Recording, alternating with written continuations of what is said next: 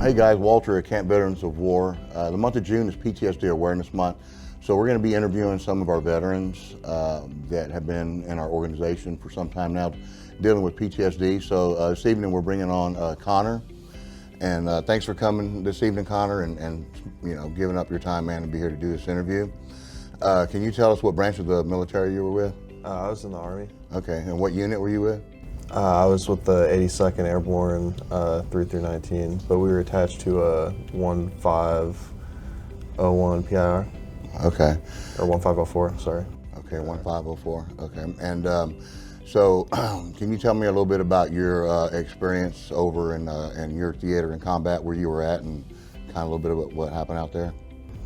Yeah, like right away we like landed, and then I like got off the plane and we like heard gunshots like in the distance where they were like trying to keep the crowd of people back, and then they took off without like unloading all of our stuff, and then we just walked over to the TOC and like got our orders, and then just started dealing with the big crowd of people all day until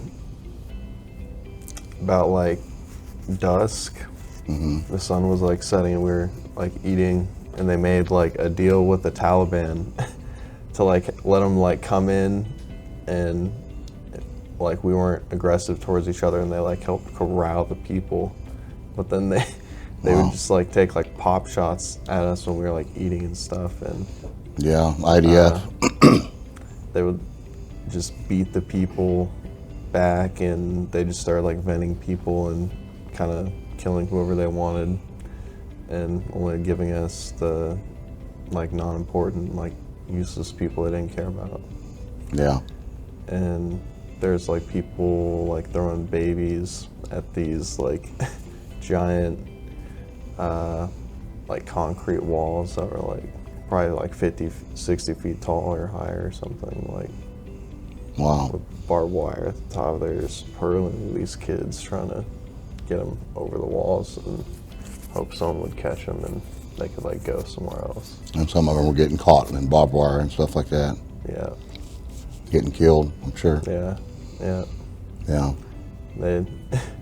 I watched them, they like climbed on the landing gear of this plane, and it wasn't going too fast, so I like ran up to them and yelled at them to get the fuck off the plane, and they did, but then it went all the way to the end of the runway and turned around and then took back off. But by the time it got to where I was on the middle of the runway again, it was going like hundreds of miles an hour, and there's people on there, so I was like, well, wow, I can't do anything, and they just held on until it took off, and they were hundreds of feet in the air. Then you just saw them like falling off the plane and onto the ground. And that was in the Afghanistan pullout. Yeah. Around that time, right? Yeah. Yeah. Yeah.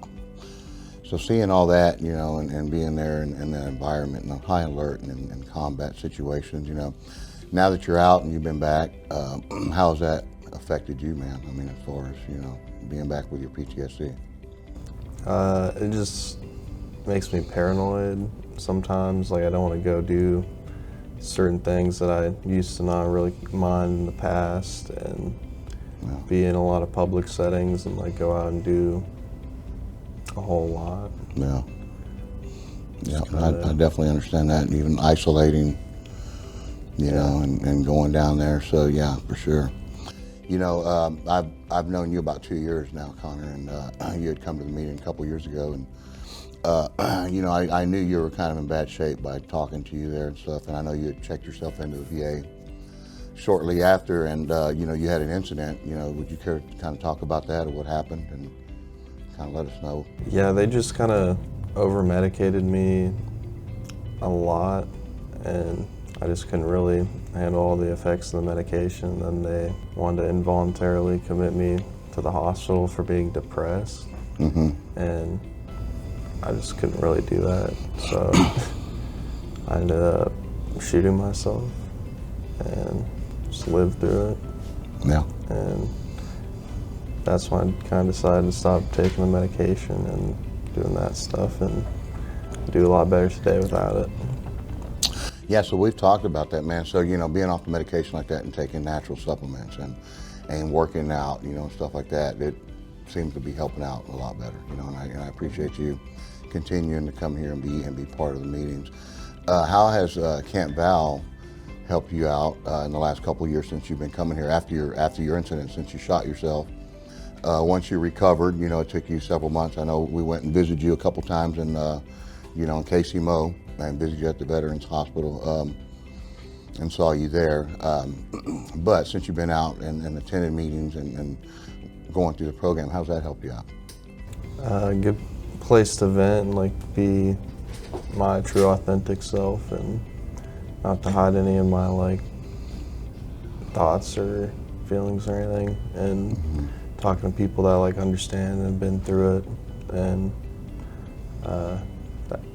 yeah, just a lot of people that understand kind of what you're going through, and something to do every week and kind of get out of the house and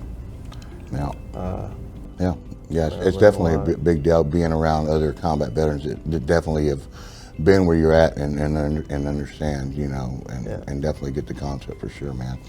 So I want to thank you for coming out again this evening, and I appreciate everything that you do in the program, and just continue to keep coming, man. You know, you're doing a lot better, you know, and you know, you're an asset because of what you've been through and how you can share your story with a lot of other people. So thanks a lot, man. Appreciate it. All right, love you, brother. All right. Yes, sir.